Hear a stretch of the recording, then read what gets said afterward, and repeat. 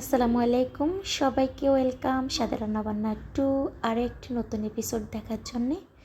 আজ আমি আপনাদের সাথে শেয়ার করব সিমের বিচি দিয়ে কিভাবে আপনারা মুরগির মাংস রান্না করবেন। তাহলে চলুন দেখা যাক। প্রথমে আমি একটা কড়াই বসিয়ে দিলাম, চুলাতে দিয়ে দিলাম তেল। তেলটা দিয়ে আমি দিয়ে দিলাম পেঁয়াজ কুচি, এখানে 1 কাপ পেঁয়াজ কুচি দিয়েছি, দিয়ে আমি হালকা একটু বেজে নিব। তারপরে আমি দিয়ে দিব গোটা মশলা, এখানে আমি আজকে বেটে দিব না। তেজপাতা, দারুচিনি, এলাচ 4টি করে দিয়েছি। আর দিয়ে দিব এখানে আদা রসুন বাটা, টোটাল আমি 3 টেবিল চামচ দিলাম। দিয়ে দিলাম জিরা গোলমরিচ বাটা 2 টেবিল চামচ। আর এখন দিয়ে দিলাম এখানে ধনিয়ার গুঁড়ো 2 টেবিল চামচ। আর হলুদ গুঁড়ো দিয়ে দিব 2 টেবিল চামচ। মরিচ গুঁড়ো দিয়ে দিব এখানে আমি আমার স্বাদ মতো। আপনারা কিন্তু আপনাদের স্বাদ মতো মরিচটা দিতে পারেন, বাড়িয়ে কমিয়ে।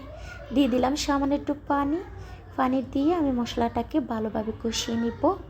যতক্ষণ মশলা থেকে তেল ছেড়ে না আসছে ততক্ষণ কষিয়ে নেওয়ার পরে কিন্তু আমি দিয়ে দিলাম এখানে লবণ আর সিমের বিচি দিয়ে আমি এখন কষিয়ে নিব। 2-3 মিনিট কষানোর পরে আমি দিয়ে দিলাম কিন্তু আগে থেকে বেজে রাখা চিকেনগুলো বা মুরগির মাংস দিয়ে আমি সব কিছু ভালোভাবে কষিয়ে নিব 5 থেকে 6 মিনিটের জন্যে। এই যে 5 থেকে 6 মিনিট আমি কষিয়ে নিলাম। তারপরে এখন আগে থেকে আমি গরম পানি করে রেখেছি, সেই গরম পানিটা আমি দিয়ে দিলাম। দিয়ে আমি আমার মতো করে পানিটা দিয়েছি, আপনারা আপনাদের মতো করে দিবেন। জলটা বেশি রাখতে চাইলে বেশি দিবেন। এখন আমি ঢাকনা দিয়ে ঢেকে রাখবো বলক আসা পর্যন্ত। তারপর আমি কিন্তু এখন কড়াইটা চেঞ্জ করে ফেলবো। আমি রাইস কুকারে রান্না করব, যেহেতু গ্যাসের সংকট, সেজন্যে দেখতে তো পাচ্ছেন কড়াইটা চেঞ্জ করে আমি রাইস কুকারে কিন্তু বসিয়ে দিয়েছি। অলরেডি কিন্তু আমার চিমের বিচিগুলো সিদ্ধ হয়ে গিয়েছে মাংস সহ। এখন আমি দিয়ে দিব ধনিয়া পাতা কুচি। এখানে আমি এক্সট্রা কোনো ফোড়ন দিব না, আপনারা চাইলে এখানে পেঁয়াজ বা রসুন দিয়ে এটা ফোড়ন দিতে পারেন, তখন কিন্তু আরও টেস্টি হবে। এই যে অলরেডি আমার কিন্তু হয়ে গিয়েছে চিমের বিচি মাংস দিয়ে রান্না করা বা চিকেন দিয়ে রান্না করা।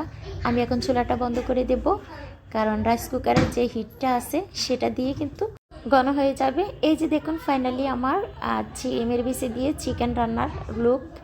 এখন পরিবেশন করে দেখাবো। আমার ভিডিওটি কেমন লাগছে, ভালো লাগলে লাইক কমেন্টস শেয়ার করে দেবেন, নতুন হলে সাবস্ক্রাইব করে দেবেন, ফেসবুক থেকে দেখলে ফলো দিয়ে দিবেন। আজ এই পর্যন্ত, সবাই ভালো থাকবেন। আবার কথা হবে নতুন ভিডিও নিয়ে। আল্লাহ হাফিজ।